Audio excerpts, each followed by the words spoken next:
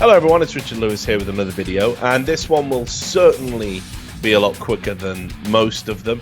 One of the most common questions I get asked on a daily basis, other than where did your hair go, is what happened with all of these court cases from the CSGO gambling stuff. And of course, I did try to explain this at the time. It didn't seem to have sunk in particularly well.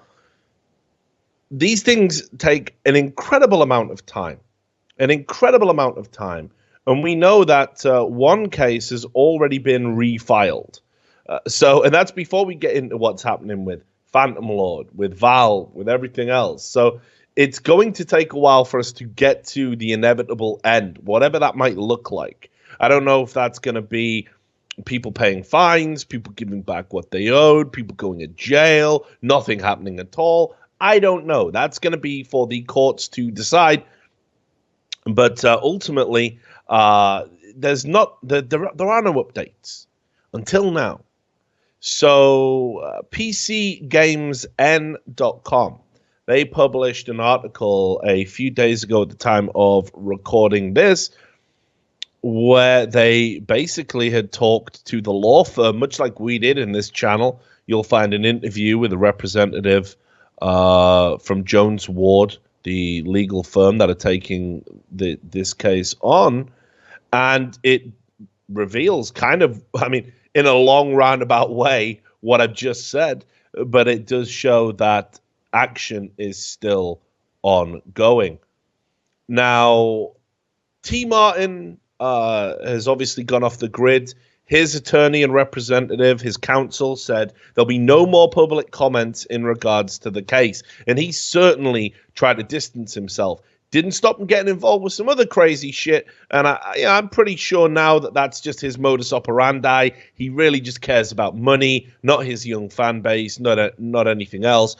People have often asked me why TMartin gets so much abuse when there was other people involved, and certainly, Pro Syndicate was involved. Why doesn't he get as much hate as TMartin? Well, forget the fake apology, forget the dog bullshit. TMartin's an obvious greedy motherfucker. He obviously doesn't care about anything other than making as much money as possible, as evidenced by his behavior and the things he's tried to attach his name to. Anyway, in this report, it says here that the publication reached out to Jasper D. Ward from Jones Ward PLC, which, as I said, is the firm in charge of the lawsuit against Martin, and also are doing a class action suit against Valve, who are accused of setting up an ecosystem that allowed underage gamers to gamble illegally. And this was back in October 2016. The Washington federal court dismissed the case because what they were trying to do was fit it under the RICO Act. Now, if you've watched The Sopranos, you'll probably know what the RICO Act is. Absolute classic, mate. Soprano. I've been watching it, actually. Just finished rewatching the second season. What a 6 years that is. Yeah, you're kind of a lot like Tony Soprano, just without the power and influence. I always thought more pussy, me, the guy with the bad back, and he's, oh, my God. Yeah, in other words, you are a mess. Yeah. Yeah. Anyway, look, let's keep it serious. This is about court cases, Sam. So yeah, if you've ever watched The Sopranos or just read up on what the RICO Act is there for, basically it's a federal act that is designed to stop racketeering, sprawling criminal conspiracies that can include gambling, any corrupt organization, but that's the key part to it. It's organized criminal activity. Now, it said that because they didn't deem it to fit the necessary criteria to fit under the RICO Act, therefore it didn't have a federal jurisdiction and therefore had to be removed from court, and Ward had to refile the case. And I think we did a video on that, and basically the upshot there was that these things happen. You'll often see refilings. I think we interviewed Bryce Blum about it. It doesn't mean the case is over. I think a lot of people kind of felt, oh, well, nothing's going to happen now. But that's not true. It's been refiled, and it's in the state court in King County, Seattle. That's for the case against Valve, and they refiled it in Miami, Florida for TMartin and CSGOLotto because that's their home state. Now, what I found interesting in this is around December 20th, Valve removed the case back to federal court, forcing Jasper Ward to wait until after Christmas, and they've got to file another motion to remand to send it back to state court. So this is what you'll see a lot with lawyers. They will do all they can to stall, delay, drag out. This is what a good lawyer does. This is why they're so expensive. This is why they want a retainer. The first thing they do is they file injunctions, motions, try to get things moved. Because the longer a court case lasts, the longer a case goes on, the more likely one party is to drop it because they're just hemorrhaging money financially. That's the grim reality, whether you want to accept it or not, about a lot of class action suits and legal action of this nature. And anyway, they explain what's going on there. They say Valve also filed a motion to compel arbitration again. Arbitration essentially being where lawsuits go to die. So we're still finding out where we're going to be. So look, I've said right from the start, I don't know if Valve will ever truly have a case to answer. I know the chaps that we've talked to over at the law firm at Jones Ward, they disagree with that, and that's perfectly fine. I know lots of people are divided on the issue, and again, I'm happy for the courts to decide it. However, in the case of CSGOLotto, I don't think we can be in any doubt whatsoever that obfuscating their ownership, not declaring it, promoting it to a user base that they know has a significant portion of underage people involved, it's hugely problematic. That's before we even get into the issue of having access to the back end and being able potentially to alter outcomes. Now, there's been no evidence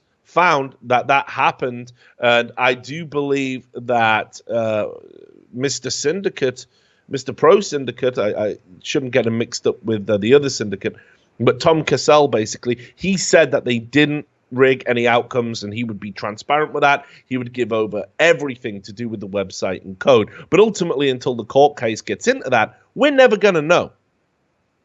But here's the interesting thing about the court case against TMartin. It says here, he hasn't filed any motions. So no motions have been filed yet in this court case. Like, he's just letting it play out. And they say, we assume he'll file a motion to dismiss, but I don't know. Obviously, it's early on, so it's hard to tell what the outcome is going to be, but we feel good about it. The lawsuit is the best way to hold these guys accountable. For Trevor especially, there doesn't seem to be any other way to do it. For Pro Syndicate, it's going to be hard to get him on the case. He was living in LA, but now he's back in the UK.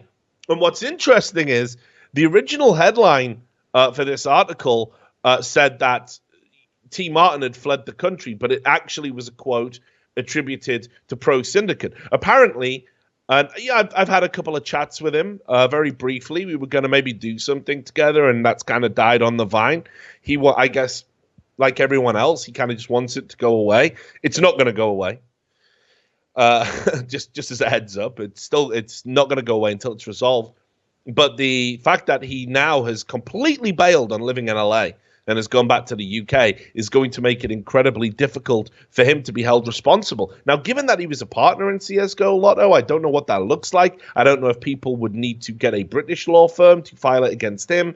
I don't know where the jurisdiction would fall under. It looks like a convoluted mess. But the interesting thing is, TMartin could get nailed to the fucking cross, and Pro Syndicate could skate completely just by virtue of fucking getting on a plane. And I won't be renewing rent on that house anymore. Why is that then? Because they can't extradite me for this shit. Peace. See ya. So, incredible scenes there. Anyway, just to finish off the rest of the report, it says here that the move that happened when Pro Syndicate decided to move back, that was at the time when All Skins Gambling was shut down. And they even speculate he might have had insider information and planned that move as a result of that. Or it could have just been something he was always going to do organically. They don't know. And frankly, they're not that interested because there's not really a lot they can do. If he's not living in America, he's not an American citizen, he'll just have to he'll have to probably skate on it. You can see here it says it makes the battle all the more difficult for Ward and their clients. It does talk a little bit about how long the lawsuits are going to last. And again, as I said at the top of the video, this is going to be on multiple factors. The courts are still deciding. There's arbitration. There's all sorts of things going on in both cases. And keep in mind, the law firm is taking on 2 huge cases simultaneously. There's a bunch of questions that need to be asked, which still haven't been clearly defined. Is skins gambling actually gambling? We're no closer to getting towards that answer. Did Valve directly create a system that allowed teenagers to gamble illegally? Are people going to say yes to that? Is the court going to rule that? Do the deleted YouTube videos that we've got copies of, obviously, and I know certainly Jasper Ward has copies of them too. We offered them to him. He didn't need them. Trevor Martin's deleted YouTube videos, does that constitute a fraudulent misrepresentation of his ownership of the organization? And more importantly, did he actually induce children and underage people to gamble? That's another key question. None of these questions have been comprehensively answered yet, and ultimately they can only be answered in court based on an assessment of evidence. So we're still a long way off getting to those answers. The final statement here from Ward says, obviously, on the merits, I want to hold Valve accountable, and I think if we ever get to the merits, we will. But the procedural stuff in court, they set it up so it's really hard just to get to the merits. The hard part in court these days, honestly, is getting to the merits. If we could ever get to the merits, I'd feel more confident, but until then, it's hard to say. I don't think we'll lose on whether skins gambling is gambling, but again, like I said, that is a merit issue. This is what the case is really about. It's not about what court we're supposed to be in or who has standing or not. It's not about those things. It's about what Valve did, or it should be. And what's interesting there is they're still very focused on Valve. For me, I think you let that one go. I think Valve have got the money, the legal expertise backing them. I think there's more ephemeral and woolly questions there that are going to be a lot harder to answer definitively. But in TMartin's case, I think by comparison, it's a hell of a lot more open and shut. Just to give you more details as well on the class action lawsuit that is going on against Valve, there's this document here, which is at topclassactions.com. Bit of a strange name for a website, but it gives a lot of depth and detail that wasn't really out there in the public domain up until this point. And I think it's interesting. It says that there are 3 parents who are behind the class action suit, and they're taking the suit out because of their teenage sons they felt were illegally lured into online gambling by Valve. I mean, they're specifically targeting Valve, not the owners of the website, not the YouTubers that advertised it or occasionally owned websites on the side. They are going after Valve. They're going after the rainmaker, if you will. And you can see here, the parents allege that Valve Court is in violation of the Washington Consumer Protection Act and specific state statutes that outlaw gambling. Now, according to the plaintiffs, they are saying what skins gambling was, basically what Steam enabled, was an illegal online gambling ecosystem. That's what the Steam marketplace effectively is. And they talk about their case, the specific cases for their children. So plaintiff GG says her son JP lost more than $6,000 worth of skins since he started buying and gambling them at the age of 14. And she also alleges that her son spent hundreds of dollars on skins only to gamble them away on websites using CSGO Wild, CSGO Lotto, CSGO Big, CSGO Strong, and CSGO sweep. Gigi also added that the money JP lost was hers because she gave JP money to purchase the skins, but had no idea of the gambling component that was available through Steam. Another plaintiff, EB, was playing Steam Marketplace games as early as age 11 and began gambling with skins a couple of years later. His mother, known as BS, hopefully her story isn't BS, said she had no idea that EB was gambling online and would never have knowingly allowed him to do so, and EB had lost more than $3,000. Another plaintiff, AL, says his son, CL, entered the Steam Marketplace at age 14, started playing Counter-Strike about a year later, and he said he gave his son money to purchase skins and keys to cases that would provide access to other skins, obviously. And he said he wouldn't let CL, his son, participate in online gambling had he known that's what was going on. So the plaintiffs are proposing to represent a class consisting of everyone in the US who purchase skins or are the parents of children who purchase skins, and they seek restitution of all money wrongfully obtained by Valve Corporation through the alleged online gambling and court order barring Valve Corporation from continuing to engage in the unlawful, unfair, or deceptive practices complained of, as well as damages, court costs, attorney fees, and everything else.